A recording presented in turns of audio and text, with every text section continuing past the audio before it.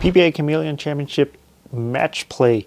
I struck a bunch and managed to make it to match play top 24 in probably the highest scoring tournament in PBA history, I would imagine. Bowling against Gabriel Alvarez. Haven't really seen him before, but two-handed righty, really smooth, lots of reps, throws it really good. So, and obviously he struck a ton in this tournament, so I knew it was going to be a hard match. Sometimes in these kind of match plays, head-to-head best of 5 games, you can do some strategy and you can decide, or do you want to make the scores higher, do you want to make the scores lower? But with this pattern, like, and only 5 minutes of practice on the pair, I don't think there was really a way of a whole lot of strategy. Like, you weren't able to really make the lanes any easier, at least not for with that amount of time, and making them harder. You don't think you were gonna make it much harder either, because you'd really have to spend a lot of time like removing the hold. So unless you want to give away the first 2 games and try to do that, that's a pretty risky strategy. So I just tried to get lined up. Urethane, even though urethane was the main play for most people on this pattern, like my urethane just didn't look great. Gabriel threw urethane threw an IQ 78U. I threw an Iron Max, and first game was pretty cool. Like went 299, 280. Gabriel missed in the second frame. Thankfully he did. Otherwise we might have had a tie, or I might have lost. I threw it bad in the 9th frame, missed way left, and it held and struck, and then threw a good shot in the 10th to get the front 10 and win the game. Got the second one, the 10, and decided I was gonna take a look at a different ball. Like, and I know this is a little controversial, but in the end, if you shoot 300 and you then lose the next 3 games, it's kind of like cool story, whatever. So I decided to switch from the Iron Max to the Physics Blackout. I knew it was going to look good on lane. I knew it was going to have good reaction. I just didn't. I wanted to see it on lanes. So, because the thought is, like, let's say you win game 1, you go into game 2, and now you have to step up in the 10th and throw a double. But the last 2 shots in that lane, you might have gone like flat 10, flat 10. So you might feel like you need to make that ball change. But it is a little scary to make it in the 10th frame when you have to strike to win,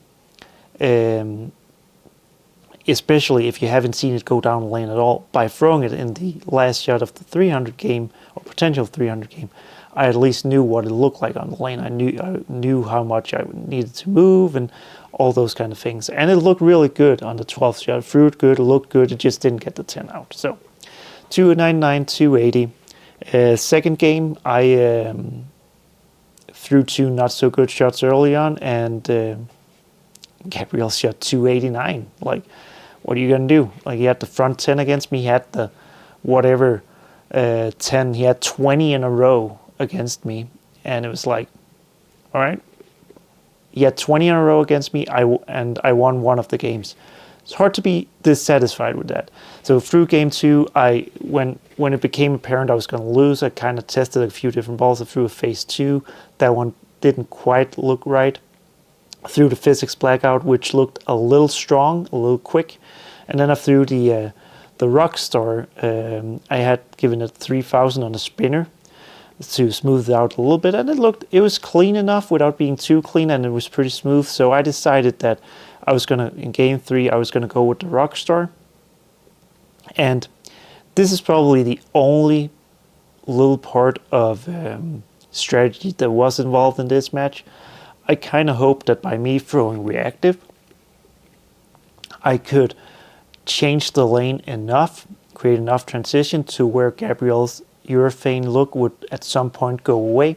And it started doing that in game 3. So I was able to bowl a good game. I shot 240, and Gabriel's look just kind of went away. He switched to a different urethane ball, a little bit cleaner. and it wasn't quite right. He didn't quite have the same carry, didn't quite have the same reaction as the last 2 games, and I was able to sneak out a 240 win there.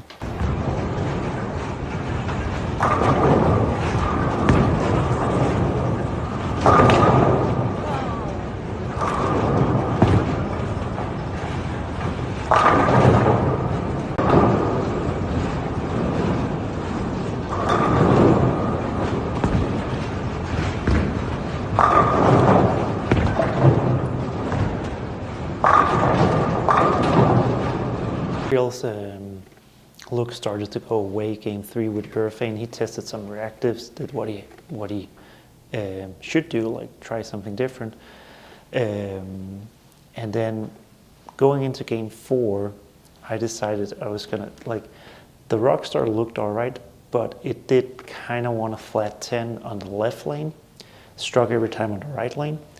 So I decided I was going to go to the physics blackout, get a little further left, create a little more entry angle on the left lane.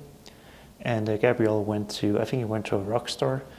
And at this point it was definitely my advantage, because obviously you never know how much he's going to strike, but also I was lined up with reactive and he was trying to get lined up with reactive at that point.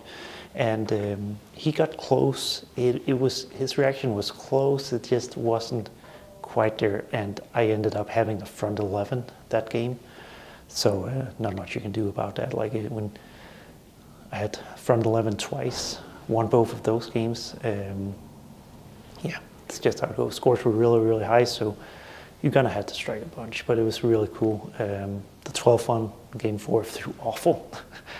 Actually 296, but 299, 296, that's gonna win you most games.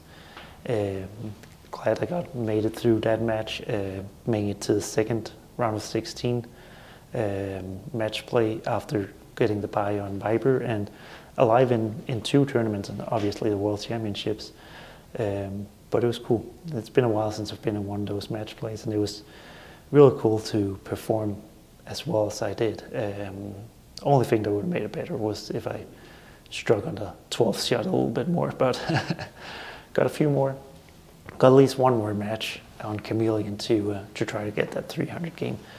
So match play coming up on the 18th of March and a show later that same day. So hopefully I can win my 2 matches and make it to the show.